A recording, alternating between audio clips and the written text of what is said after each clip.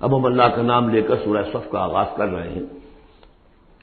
میں آپ کو بتا چکا ہوں کہ جو 10 سورتیں ہیں مدنی، سورہ حدید سے سورہ تحریم تک، ان میں بالکل درمیان میں جو یہ جوڑا ہے سورہ صف اور سورہ جمعہ، اس کی امتیازی شان اسی سے نظر آ جاتی ہے کہ دونوں کا آغاز تسبیح سے ہوا ہے، ورنہ اب تک یہ تھا سورہ حدید کا آغاز سبح للہ ما فی السماوات والارض، پھر سورہ مجادلہ میں وہ بات نہیں، پھر سورہ حشر میں سبح للہ ما فی السماوات وما فی الارض، پھر سورہ ممتحنہ میں وہ بات نہیں۔ اب یہاں پھر جو آئی ہے وما فی الارض، تسبیح کرتی ہے اللہ کی ہر وہ شے جو آسمانوں میں ہے اور ہر وہ شے جو زمین میں ہے۔ وَهُوَ الْعَزِيزُ الْحَكِيمُ، اور وہ زبردست ہے، کمال حکمت والا۔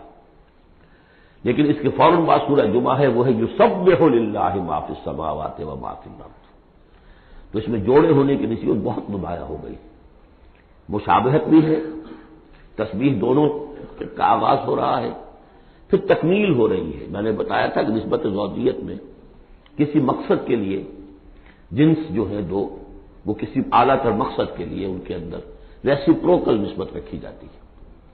وہی یہاں ہے فعل ماضی، فعل مضارع، اور فعل مضارع عربی زبان میں حال اور مستقبل دونوں کو کور کرتا ہے، تو یہاں اس جوڑے میں آ کر ان دونوں کو جمع کر دیا گیا کہ یہ تسبیح جو ہے کائنات کے اندر، جو کائنات کی ہر شے کر رہی ہے، یہ ہمیشہ سے ہوتی آ رہی ہے، ہر دم ہو رہی ہے، ہمیشہ ہوتی رہے گی۔ یہ سورہ مبارکہ جیسا کہ میں نے کل آپ کو بتایا تھا، سورہ حدید کی جو آیت ہے جس کو میں نے عرض کیا تھا، اگرچہ وہ لفظ اچھا نہیں ہے، عریاں اور ننگا، واقعات یہ ہے کہ پورا عریاں اور ننگا فلسفہ انقلاب سورہ حدید کی آیت نمبر 25 میں ہے۔ انقلاب کس لیے لایا جاتا ہے؟ فرانس کا ریولوشن کیوں آیا تھا؟ ظلم ہے، بادشاہ لوگ بیٹھے ہوئے ہیں، عیش کر رہے ہیں، لوگ کسان ہیں، مزدور ہیں، وہ کام کرتے ہیں، ٹیکس دیتے ہیں، یہ عیاشیاں کرتے ہیں بدماش لوگ، ظلم ہے، ختم ہونا چاہیے۔ لوگوں نے جانے دی، ہزاروں نے جانے دی، پھر شکل کیا بن گئی کہ وہ تو ایک بظاہر ڈیموکریسی، عوام کی حکومت، حقیقت میں سرمایہ داروں کی آمریت قائم ہو گئی۔ ظلم ہے، مزدور کارخانے کے اندر کام کر رہا ہے، اس کے بچہ جو ہے بھوکا مر رہا ہے، یا وہ اگر بیمار ہو گیا تو اس کی دوا نہیں ہے، اور ان کی محنت اور مزدوری سے جو عیش کر رہے ہیں، لال پری جو ہے ان کے شام کو جو ہوتی ہے ان کے جام میں وہ کیا کیا ہوتی ہے، علامہ اقبال نے کس قدر تلخ حقیقت کہی ہے۔ یہ کیا ہے؟ مزدور، خواجہ از خونے رگے مزدور ساغر لال نام، یہ سرمایہ دار جو ہیں یہ مزدوروں کے رگوں کی خون جو ہے سرخ، اس سے کشید کر کے اپنی وہ لال پری جو ہے شام کو پیتے ہیں بیٹھ کر۔ انقلاب ہے، انقلاب ہے، انقلاب۔ نتیجہ یہ ہوا کہ بولشوک ریولوشن آیا، پھر مصیبت، اب ایک پارٹی ڈکٹیٹرشپ قائم ہو گئی، آسمان سے گرے، کھجور میں اٹکے، کھجور سے گرے، کسی کھائی میں جا گرے۔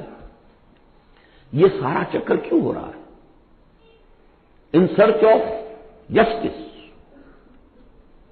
یہ ساری جد و جہد انسان کیوں کر رہا ہے؟ تو اب ایک تو ہے کہ ایک سیکولر انداز میں جسٹس، فیئر پلے، اس کی بات ہوتی ہے۔ دین میں آپ دیکھیے کہ قرآن میں جس طرح میں نے کل آپ کو بتایا، اللہ قائم بالقسط ہے، مسلمانوں کا بحیثیت امت رول یہ ہے، یا ایھا الذین آمنوا کونوا قوامین بالقسط، یا ایھا الذین آمنوا کونوا قوامین للہ شہداء بالقسط۔ محمد کو کیوں بھیجا؟ کہہ دیجئے کہ مجھے بھیجا گیا کہ میں عدل قائم کروں۔ اور اب جو آیت آ گئی، ہم نے تمام رسول اسی لیے بھیجے، کتابیں اسی لیے بھیجی، میزان اسی لیے نازل کی، لقد ارسلنا رسلنا بالبینات وانزلنا معهم الکتاب والمیزان لیقوم الناس بالقسط۔ لوگوں نے کیا کیا؟ نبی آ گئے، انہیں پوجنا شروع کر دیا، باقی ظلم کا ظلم جو کرتے چل رہا ہے، انہیں پوج لو، خدا کا بیٹا بنا دو، کچھ اور بنا دو، اور یہ اللہ ہے ان کو جو بھی چاہو بنا دو، لیکن نظام ظالمانہ قائم رہا دنیا میں۔ یہ محمد عربی کا کمال ہے، انہوں نے آ کر نظام کو بدلا ہے۔ در حقیقت یہ جو تکمیل ہوئی ہے اس پروسیس کی، اسی لیے آپ رسول کامل ہیں، آخری رسول اور کامل رسول، جنہوں نے آ کر نظام امن و قسط کو بالفعل برپا کیا۔ چنانچہ وہ جو ایک عام قانون آیا، پھر اس میں اتنی ننگی بات، لوہا استعمال ہو سکتا ہے، طاقت استعمال ہوگی ظلم کے خاتمے کے لیے، اور ان تمام جتنی بھی ناانصافیاں ہیں ان کو ختم کر دیں. اگرچہ یہ لوہا کسی طریقے سے استعمال ہوگا، یہ لوہا خودکشی کے کام بھی آ سکتا ہے، خودکشی نہیں کرنی ہے، اس کے کچھ شرائط ہیں، اس کے ضوابط ہیں. پہلے کوئی طاقت فراہم کرو، پہلے کوئی نظریہ عام کرو، جو لوگ نظریہ قبول کر لیں انہیں جمع کرو، انہیں منظم کرو، انہیں ٹرین کرو، انہیں قوت بناؤ، پھر باطل سے ٹکراؤ. اگر ایسے کھڑے ہو جاؤ گے تو خودکشی ہو جائے گی، نعرہ مارا اور خودکشی ہوگی. بہرحال وہ جو ننگا انقلابی نظریہ ہے وہ حضور کی شخصیت کے ضمن میں اس آیت میں آ کر اب وہ واحد کے سیغے میں آ گیا. هو الذی ارسل رسولہ بالہدی ودین الحق لیظہرہ علی الدین کلہ. سورہ توبہ میں بھی آ چکی، سورہ فتح میں آ چکی، اب اس سورہ مبارکہ کا برکزی مضمون وہی ہے. لیکن اس کے یوں سمجھ لیجئے، اب زیادہ وقت میرے پاس نہیں ہے، کہ یہ اس کے 4 حصے کر لیجئے، 4 آیتیں، پھر 4 آیتیں، پھر 4 آیتیں. پہلی 4 آیتیں توحیدی بھی ہیں اور ایک اعتبار سے اس میں اصل میسج آ گیا ہے. دوسری 4 آیتوں میں سابقہ امت مسلمہ یعنی یہود کا طرز عمل ہے. تیسری آیت میں بعثت محمدی کا مقصد اور اس کے لیے مسلمانوں کو دعوت جہاد. 12 آیتیں یہ ہو جائیں گی. 2 آیتیں پھر بڑی خاص قسم کی ہیں کہ جو لوگ اس سورت کے پیغام کو قبول کریں اور اختیار کر لیں ان کے کیا کیا مدارج ہیں، دنیا میں کیا ہے، آخرت میں کیا ہے. بسم اللہ الرحمن الرحیم. سبح للہ ما فی السماوات وما فی الارض وهو العزیز الحکیم. اب اس کا میں ترجمہ بھی نہیں کروں گا اس وقت. اب آ رہی ہے بات بالکل دو ٹوک، وہی جو میں نے کہا تھا ان تمام صورتوں میں ہے زجر، توبیخ، جھنجھوڑنے کا انداز. کیا ہو گیا مسلمانوں تمہیں؟ یا ایھا الذین آمنوا ما لکم لم تقولون ما لا تفعلون. تمہیں کیا ہو گیا ہے مسلمانوں، تم جو کہتے ہو کرتے نہیں، کیوں کہتے ہو جو کرتے نہیں؟ ایمان اللہ پر اور اس کے حکم پاؤں تلے، ایمان رسول کا، محبت اور عشق کے دعوے اس کے سنتوں یہ درجیاں بکھیر دو. کیا ہے؟ اس وقت نہیں تھا یہ. میں نے کہا وہاں تو ذرا سی کمی آئی تھی، ابھی اوسط کچھ گرا تھا، اس کے اوپر یہ پکڑ آ رہی ہے. تو آج سوچئے کہ آج اگر کہیں قرآن نازل ہو جائے اور آج اگر کہیں محمد رسول اللہ آ جائے تو اس امت کو دیکھ کر کیا کہیں گے کہ میری امت ہے؟ یہ 1.5 ارب انسان میری امت ہے. لما تقولون ما لا تفعلون کبر مقتا عند اللہ ان تقولوا ما لا تفعلون. بڑی شدید بیزاری کی بات ہے اللہ کے نزدیک کہ تم کہو جو کرتے نہیں. اب بتائیے اس سے بڑی زجر و توبیخ کیا ہوگی؟ اچھا معلوم ہوتا ہے کہ شاید کچھ لوگوں نے محبت رسول کے دعوے کیے ہوں گے. جاننا چاہتے ہو اللہ کو کون محبوب ہیں؟ ان اللہ یحب الذین یقاتلون فی سبیلہ صفا کانہم بنیان مرصوص. اللہ کو تو محبوب ہیں اپنے وہ بندے جو صفیں باندھ کر، اور صفیں بھی ایسی بنیان مرصوص. آج کل کا تصور کیجئے ری انفورسڈ کانکریٹ والز جو بڑے بڑے ڈیمز کی بنائی جاتی ہیں. اس زمانے میں بھی تھا، چنائی کر کے پھر تانبا اس کے اندر جو ہے وہ پگھلا کر، جو ہم دیکھ آئے ہیں ذوالقرنین کے معاملے میں، آتونی افرق علیہ قطرہ. اب وہ جو ہے وہ فورٹیفائڈ ایسی صفیں.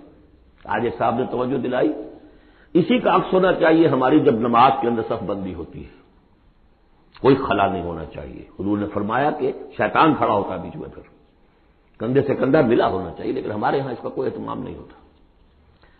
ہمارے ہاں اہل حدیث حضرات کو اہتمام کرتے ہیں، انہوں نے کہیں اور چکر چلا دیے، وہ ٹانگیں بھی اتنی چوڑی کریں گے کہ وہ دوسرے آدمی کو سخت کوفت ہو جائے، اور پھر پاؤں پہ پاؤں ماریں گے، کچھ کریں گے. وہ ان کی اپنی شدت ہے. لیکن یہ ہے کہ کندھے سے کندھا ملنا اور پاؤں کے محاذات ایک ہونے چاہیے، آگے پیچھے نہ ہو. بہرحال یہ ضرورت ہے، اس کی ائمہ کو بھی کرنی چاہیے کوئی نہ کوئی توجہ. تو یہ اصل میں سمم بونم ایک اصطلاح ہے فلسفے کی، کہ ہر فلسفہ اخلاق میں ایک تصور ہوتا ہے خیر اعلی، the highest good, highest virtue کیا ہے. آپ ایک فلسفہ دیتے ہیں اخلاق کا، اس کی روح سے سب سے بڑی نیکی کون سی ہے؟ تو جان لیجئے اسلام میں سمم بونم، اسلام کے خیر اعلی قتال فی سبیل اللہ ہے. ان اللہ یحب الذین یقاتلون فی سبیلہ صفا کانہم بنیان مرصوص. اب سوچ لو، دیکھ لو، سوچ سمجھ کر قدم رکھو، جس کو ہو جان و دل عزیز اس کی گلی میں جائے کیوں۔ اس راستے پر آنا ہے تو یہ سمم و نم ہے۔ یہ 4 آیتیں ہو گئیں تمہید کی، 4 آیتیں ہیں اب بنی اسرائیل نے کیا کیا اللہ کے جلیل قدر پیغمبروں کے ساتھ۔ وَإِذْ قَالَ مُوسَىٰ لِقَوْمِهِ يَا قَوْمِ لِمَ تُؤْذُونَنِي وَقَدْ تَعْلَمُونَ أَنِّي رَسُولُ اللَّهِ إِلَيْكُمْ۔ یاد کرو جب کہ کہا موسیٰ نے اپنی قوم سے، اے میری قوم کے لوگوں کیوں مجھے ایذا دے رہے ہو، کوفت پہنچا رہے ہو، تکلیف دے رہے ہو۔ وَقَدْ تَعْلَمُونَ أَنِّي رَسُولُ اللَّهِ إِلَيْكُمْ، جبکہ تم جانتے ہو میں اللہ کا رسول ہوں۔ میرے نزدیک یہاں رسول بمانی نبی کے ہے۔ حضرت موسیٰ بنی اسرائیل کے لیے نبی تھے، رسول نہیں۔ رسول تھے الی فرعون، جہاں کہیں ذکر آیا بحثیت رسول الی فرعون وملئہ، الی فرعون وملئہ، الی فرعون وملئہ، کیونکہ رسول کے بعد قاعدہ یہ ہوتا ہے کہ پھر رسول کی بات نہ مانے تو قوم ہلاک کی جاتی ہے۔ حضرت موسیٰ کی بات نہیں مانی، 4 کے سوا ہلاک نہیں کی گئی۔ تو حضرت موسیٰ کی حیثیت بنی اسرائیل کے لیے نبی کی ہے، لیکن آل فرعون کے لیے وہ رسول تھے، مانو مجھے اور میرے ساتھ واپس کرو ان کو بنی اسرائیل کو۔ وقت تعلمون انی رسول اللہ علیکم، جانتے ہو میں اللہ کا نبی ہوں۔ فلما زاغوا، جب وہ کج ہو گئے، ٹیڑھے ہو گئے، ازاغ اللہ قلوبہم، اللہ نے بھی ان کے دلوں کو ٹیڑھا کر دیا۔ یہ بہت اہم آیت ہے جو قرآن مجید میں جتنی مرتبہ آیا اللہ نے انہیں گمراہ کر دیا، اللہ نے مہر لگا دی، تو کبھی اللہ ابتداءً مہر نہیں لگاتا، پہلے انسان ٹیڑھا خود ہوتا ہے، لیکن جب اس کے ٹیڑھ پن ایک حد تک چلا جاتا ہے، he reaches the point of no return, then Allah puts a seal on his heart، اس کے بعد نہیں آ سکتا۔ تو جب وہ ٹیڑھے ہو گئے اللہ نے ان کے دلوں کو بھی ٹیڑھا کر دیا۔ واللہ لا یہدی القوم الفاسقین، اللہ فاسقوں کو زبردستی ہدایت نہیں دیتا۔ اب اس میں ہم پڑھ چکے سورہ مائدہ میں، اصل میں یہ وہ ایذا ہے، اللہ کے رسول کو اصل ایذا ذاتی نہیں ہوا کرتی، ہوتی ہے وہ بھی، انسان محسوس کرتا ہے۔ اور میں بتا چکا ہوں آپ کو سورہ احزاب میں کہ حضور حضرت موسیٰ کے ساتھ بھی اس طرح کا معاملہ کیا، لیکن حضور کے ساتھ بھی کیا، لیکن اصل ایذا جو یہاں ہو رہی ہے قتال کے لفظ کے ذکر کے ساتھ جو آ رہی ہے وہ یہ ہے۔ اگلا دور ان کا کیا آیا ہے؟ وَإِذْ قَالَ عِیسیٰ ابْنُ مَرْیَمَ، دوسرا دور۔ اب یہ ہے رسول، اصل میں بنی اسرائیل کے لیے رسول بن کر آئے وہ حضرت عیسیٰ، رسولاً الی بنی اسرائیل۔ سورہ آل عمران کی وہ الفاظ بہت اہم۔ وَإِذْ قَالَ عِیسیٰ ابْنُ مَرْیَمَ یَا بَنِی اسرائیلَ اِنِّی رَسُولُ اللَّہِ إِلَیکُم، اور جب یاد کرو جب کہ کہا عیسیٰ ابن مریم نے، اے بنی اسرائیل میں اللہ کا رسول ہوں تمہاری طرف، مصدقا لما بین یدی من التوراۃ، اور میں تصدیق کرتے ہوئے آیا ہوں اس کی جو میرے سامنے ہے تورات میں سے، ومبشرا برسول، اور بشارت دیتے آیا ہوں ایک رسول کی، یاتی من بعدی، جو میرے بعد آئیں گے، اسمہ احمد، جن کا نام نامی احمد ہے، صلی اللہ علیہ وسلم، احمد مجتبی۔ فلما جاءہم بالبینات، یہ وہی حضرت عیسیٰ کے بارے میں جب وہ آئے کھلی نشانیاں لے کر، معجزے لے کر، عظیم ترین معجزے لے کر، قالوا ھذا سحر مبین، انہوں نے کہہ دیا یہ تو سحر مبین ہے۔ ومن اظلم ممن افترا، اب یہ تیسرا دور ہے، اب محمد رسول اللہ آ گئے ہیں صلی اللہ علیہ وسلم، اور وہ ہم پڑھا ہے سورہ بنی اسرائیل میں، عسیٰ ربکم ان یرحمکم وان عدتم عدنا، اے بنی اسرائیل تم ہمارے لاڈلے تھے، اس میں کوئی شک نہیں، ہم نے تمہیں چنا تھا، اخترناہم علی علم، لیکن تم نے اپنی بد عملی کی وجہ سے اپنے آپ کو رانگہ درگاہ بنا لیا، لیکن ہماری محبت اب بھی موجود ہے۔ عسیٰ ربکم ان یرحمکم، تمہارا رب اب بھی تمہیں رحم کرنے کے لیے تم پر تیار ہے، بھائی عدتم عدنا، لیکن تمہارا طرز عمل وہی رہا جو پہلے تھا، تو ہم بھی وہی کچھ کریں گے جو ہم نے پہلے کیا، اسی طرح پٹوائیں گے تمہیں۔ نبوکدنضر سے پٹوایا اور گریک سے پٹوایا، اسیرین سے پٹوایا، رومن سے پٹوایا، اور اب اس صدی میں آ کر جرمن سے پٹوایا۔ 60 لاکھ 6 ملین، اور میں نے ایک دفعہ پہلے روایت یہ پڑھی تھی کہ نہیں 4 ملین تھے، ابھی پچھلے دنوں میں نے ایک دیکھا ہے کیلنڈر، وہاں تو اس کے اندر تذکرہ ہے کہ 6 سے بھی زیادہ تھے، 6 ملین سے بھی زیادہ تھے، واللہ اعلم۔ بہرحال اب تیسرا دور آیا، ومن اظلم ممن افترى علی اللہ کذبا، اس سے بڑھ کر ظالم کون ہوگا جو اللہ پر جھوٹ تلافے، وہو یدعی الی الاسلام، بلایا جا رہا اسلام کی طرف، اب محمد رسول اللہ انہیں دعوت دے رہے ہیں، واللہ لا یہدی القوم الظالمین، اللہ ایسے ظالموں کو زبردستی ہدایت نہیں دیتا۔ عسیٰ ربکم ان یرحمکم، لیکن اس کے بعد فرما دیا اگلی آیت میں، ان ھذا القرآن یہدی للتی ہی اقوم، یہ قرآن ہے، شاہدرا ہے، ہماری رحمت کا شاہدرہ قرآن حکیم میں داخل ہونا ہے، آؤ داخل ہو جاؤ۔ اب حضور کے ساتھ جو کچھ کر رہے تھے اس کا کلائمیکس یہ تیسری آیت ہے، یریدون لیطفئوا نور اللہ بافواہہم، وہ تلے ہوئے ہیں کہ اللہ کے نور کو اپنی منہ کی پھونکوں سے بجھا کر رہے ہیں۔ یہ خاص یہود کے بارے میں ہے، یہ آیت اچھی طرح سمجھ لیجیے، اور اس کا کلائمیکس اب آ رہا ہے، اب آ رہا ہے۔ The final showdown is going to come now and not very far off, very soon. Armageddon اسے کہہ لیں۔ یہود پوری طریقے سے پوری عیسائی دنیا کو اپنے تسلط میں لا چکے ہیں، اور جو کچھ ہونے والا ہے الملحمۃ العظمیٰ جسے حضور نے قرار دیا ہے، عظیم ترین جنگ، اور آرمگڈون یہ ان کی کرسچین جو ان کی اصطلاحات میں وہ آرمگڈون ہے۔ بہرحال وہ تو ابھی آئے گا، ابھی تک تو ہم پڑھ رہے ہیں جو اس وقت ہو رہا تھا، ان میں جرت نہیں تھی، وہ سامنے آ کر مقابلہ نہیں کرتے تھے، وہ ہم پڑھ چکے ہیں سورہ حشر میں، کبھی بھی سامنے آ کر مقابلہ نہیں کریں گے، منہ کی پھونکوں سے بجھاتے ہیں دور دور سے۔ یہ استعارہ ہے کہ سامنے آ کے مقابلہ نہیں کرتے، سازشیں کرتے ہیں، منہ سے تو آدمی بات ہی کرتا ہے نا، سازشیں کر کے اس کو ابھارو، اس کو لے آؤ، اس سے حملہ کروا دو، قریش کو لے آؤ، فلاں کو لے آؤ، ان میں دم نہیں ہے۔ اسی کو کہا ہے مولانا ظفر علی خان نے، نور خدا ہے کفر کی حرکت پہ خندہ زن، پھونکوں سے یہ چراغ بجھایا نہ جائے گا۔ یریدون لیطفئوا نور اللہ بافواہہم واللہ متم نورہ ولو کرہ الکافرون، اللہ اپنے نور کا اتمام فرما کر رہے گا، خواہ یہ کافروں کو کتنا ہی ناگوار ہو۔ یہ جو آیت آئی ہے اس سے پہلے سورہ توبہ میں، یریدون ان یطفئوا نور اللہ بافواہہم ویابی اللہ الا ان یتم نورہ ولو کرہ الکافرون، اتنا سا فرق ہے، باقی آیت جو کی تو ہے۔ اب تیسرا حصہ ہے سورت کا، اب حضور کی بعثت کس لیے ہوئی؟ هو الذی ارسل رسولہ بالہدی ودین الحق لیظہرہ علی الدین کلہ۔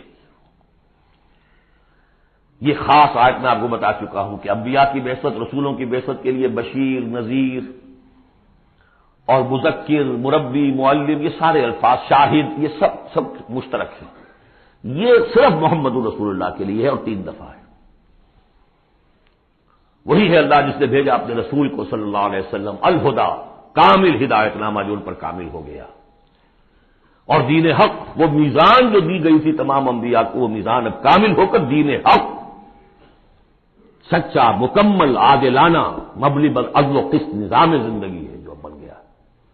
کس لیے بھیجا ہے؟ لیظہرہ، سے غالب کریں، یہ نہیں وہ پامال رہے اور 30 لاکھ لوگ حج کرتے رہے، بس اللہ اللہ خیر اللہ۔ رہ گئی رسم اذاں روح بلالی نہ رہی، فلسفہ رہ گیا تلقین غزالی نہ رہی۔ یہ 30 لاکھ آدمی اگر کفن باندھ لیں اپنے سر سے تو دنیا میں انقلاب آ جائے گا نہ آ جائے؟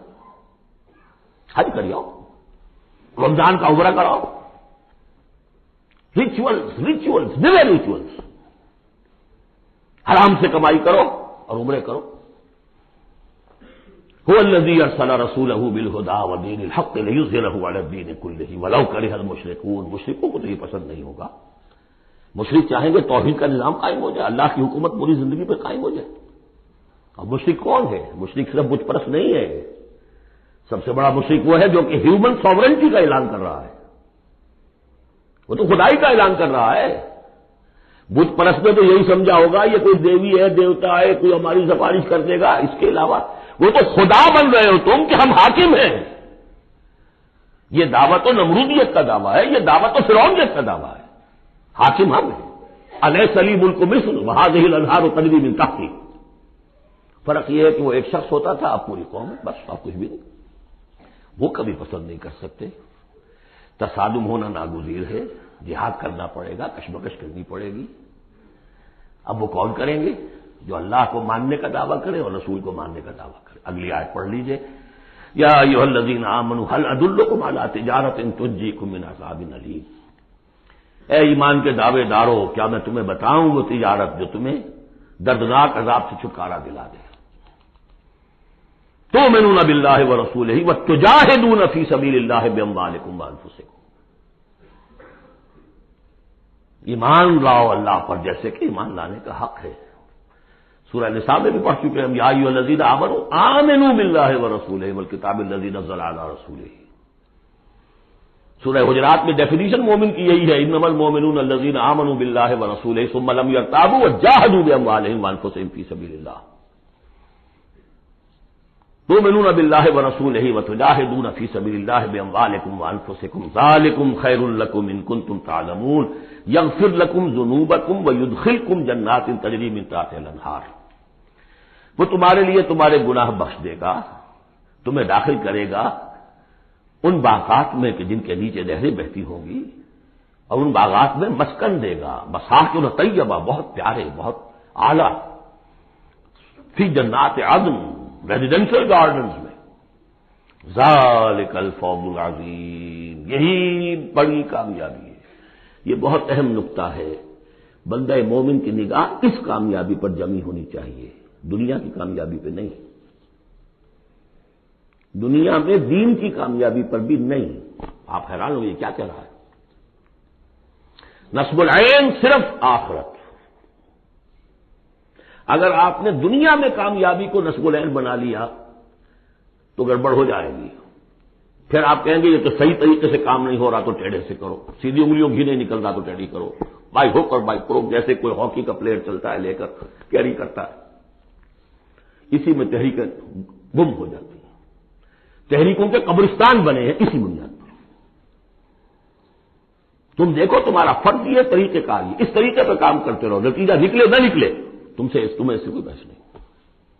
ہاں طریقہ کار پر نظر ثانی کرتے رہو، وہ طریقہ محمد رسول اللہ سے محفوظ، اور منہاج لکل جعلنا منکم شرعۃ ومنہاجا، ہم نے ہر ایک کو تم میں سے شریعت بھی ایک دی ہے، منہاج بھی دیا ہے۔ منہاج محمدی کیا ہے بولو، تو امت محمد ہو صلی اللہ علیہ وسلم۔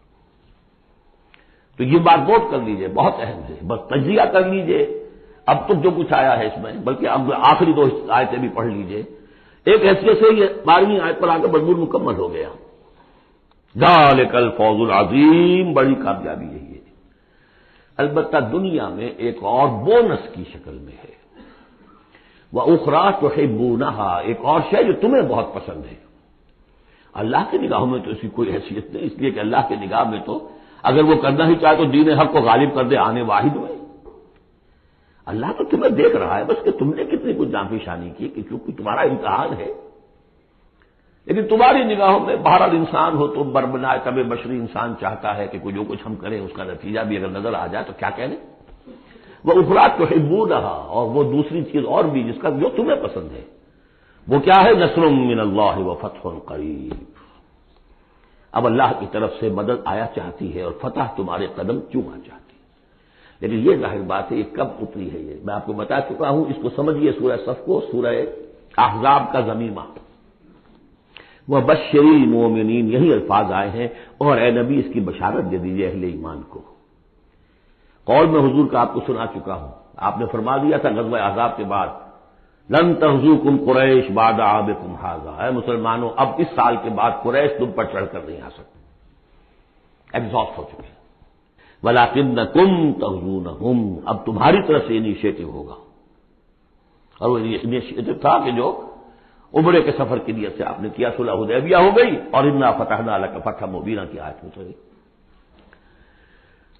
اور دوسری چیز آخرت میں یا ایک روحانی جو مقام تمہیں اس سے حاصل ہوگا، تم اللہ کے مددگار قرار پاؤ گے، اس سے اونچا کوئی مقام ہو سکتا ہے۔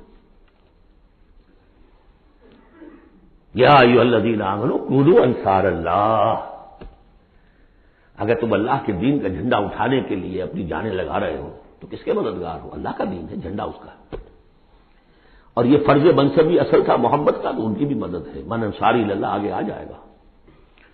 اہل ایمان اللہ کے مددگار بنو، کما قال عیسی ابن مریم للحواریین، جیسے کہ کہا تھا عیسی ابن مریم نے اپنے حواریین سے، من انصاری اللہ، کون ہے میرا مددگار اللہ کی راہ میں۔ دیکھیے جیسے بیعت کی نسبتیں آئی تھیں دو، بیعت حضور سے، بیع اللہ سے، لہذا تیسرا ہاتھ اللہ، وہی مسئلہ یہ ہے، نصرت اللہ کی، لیکن میری نصرت اللہ کی طرف۔ اللہ کی نصرت کیسے کرو گے؟ میری نصرت کرو اللہ کے راستے میں، محمد رسول اللہ والذین معہ۔ اب بھی طریقہ جو فطری ہے وہ یہی ہے، جس کو بھی اللہ ہمت دے دے وہ کھڑا ہو، میں نے یکسو ہو کے فیصلہ کر لیا، میں نے تو اب اسی کے لیے جینا، اسی کے لیے مرنا ہے، آؤ بھائی کون میرے ساتھ آتا ہے؟ میں نے انصاری اللہ، میں تو چل رہا ہوں، کوئی ساتھی ملے گا تب بھی چلوں گا، نہیں ملے گا تب بھی چلوں گا۔ اب کون میرے ساتھ آتا ہے؟ من انصاری اللہ، جو ہاتھ میں ہاتھ دے اس کا ساتھی ہے۔ اذ قال عیسی ابن مریم للحواریین من انصاری الی اللہ قال الحواریون نحن انصار اللہ۔ اگرچہ وہ مددگار تھے حضرت عیسیٰ کے، حقیقت میں تھے اللہ کے، بظاہر عیسیٰ کے، حقیقت اللہ کے۔ فآمنت طائفۃ من بنی اسرائیل، تو بنی اسرائیل دو گروہ میں تقسیم ہو گئے، ایک وہ جو ایمان لے آیا اور ایک وہ جو کفر پر اڑا رہا۔ وکفرت طائفہ فأیدنا الذین آمنوا علی عدوہم، تو ہم نے مدد کی ان کی جو ایمان لائے تھے ان کے خلاف، کہ جنہوں نے کفر کیا تھا ان کے دشمنوں کے خلاف، فاصبحوا ظاہرین، بالآخر وہی کامیاب ہوئے۔ لیکن یہ کامیابی آسانی سے ہاتھ نہیں آئی تھی، اچھی طرح سمجھ لیجیے گا۔ 300 برس لگے ہیں حواریین مسیح کو، اور ان کے اصل پیروکار جو تھے حضرت مسیح کے، وہ سختیاں انہوں نے جھیلی ہیں۔ تاریخ انسانی میں اگر آپ لیں گے ایک مقدار کی حیثیت سے تو اتنی زیادہ قربانیاں شاید کسی نبی کے ساتھیوں نے دی۔ ایک ہے ایک چیز جو ہے وہ سمٹ کر آ گئی ہو تھوڑے سے وقت میں، وہ ہے حضور کا معاملہ، کہ حضور کا اور آپ کے ساتھیوں کا۔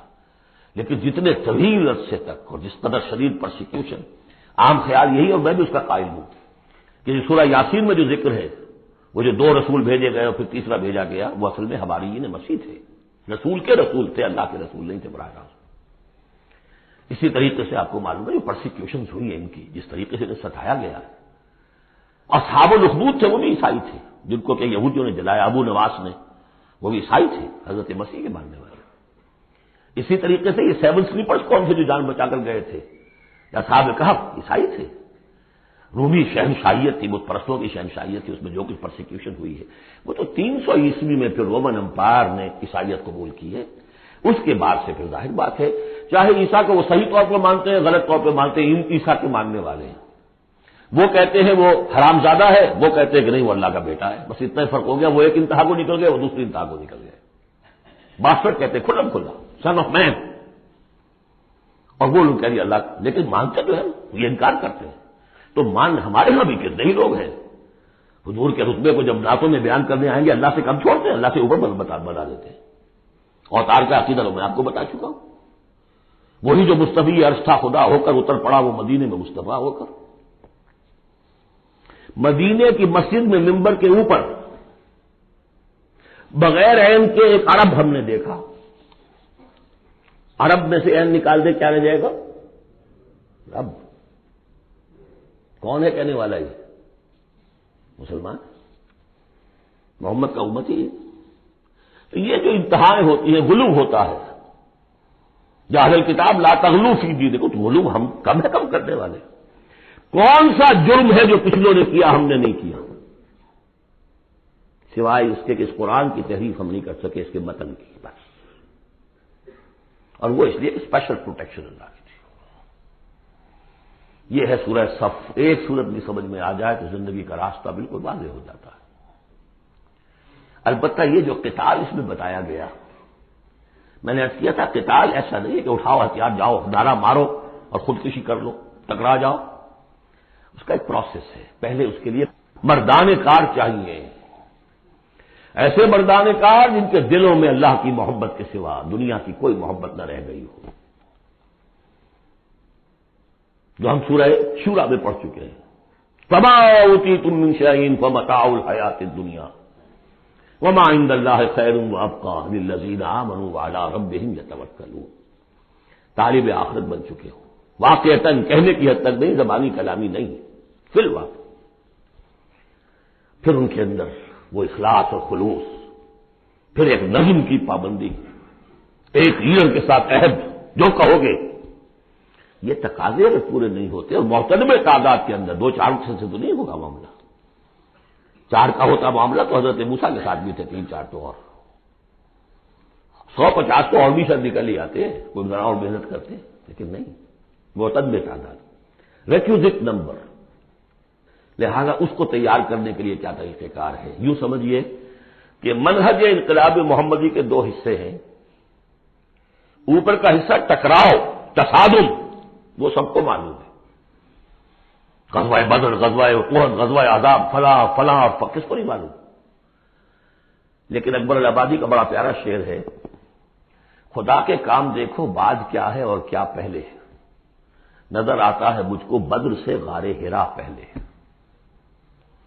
یہ غار حرا کی جو تنہائیاں تھیں، جو سوچ و بچار تھا، پھر اس نے 12 برس تک مکے میں جو دعوت، تبلیغ، تربیت، تزکیہ، تعلیم، تنظیم، یہ کام کیا ہے، یہ ہے جس کا نتیجہ سامنے نظر آتا ہے۔ چاہے تمہارے جسم کے ٹکڑے اڑا دیں، تم نے ہاتھ نہیں اٹھانا، یہ ارادہ آسان کام ہے کوئی؟ بلی کو بھی آپ گھیر لیں اگر کسی کونے میں تو وہ آپ پر حملہ کر دے گی، ڈیسپریٹ آدمی 2-3 کو مار کر مرے گا، ایسے نہیں مر سکتا آدمی، آدمی بڑی شیر ہے، اتنی اجازت نہیں ہے۔ یہ تیاری جو کرائی ہے محمد رسول اللہ نے، تو ایک ہے تصادم کا مرحلہ اور ایک ہے تصادم کے لیے آدمی تیار کرنا۔ آدمی فراہم کیسے کرے، تیار کیسے کرے، اس کو میں نے قرار دیا ہے منہج انقلاب نبوی کی اساسی منہاج۔ ایک ہے تکمیلی منہاج، تصادم، ٹکراؤ، جنگ۔ اساسی منہاج ہے how to procure proper people, procurement of people and then their training, یہ ہے مسئلہ، اور اس کا مرکز و محور قرآن ہے۔ اگلی سورہ جمعہ اسی سے بحث کر رہی ہے۔ یوں سمجھ لیجئے کہ بعثت محمدی کا مقصد، اس کے لیے تصادم کے مراحل، یہ سورہ صف میں، لیکن اس کے لیے مردان کار کی تیاری کا عمل سورہ جمعہ میں۔ بارک اللہ لی و لکم فی القرآن العظیم ونفعنی وإیاکم بالآیات والذکر الحکیم۔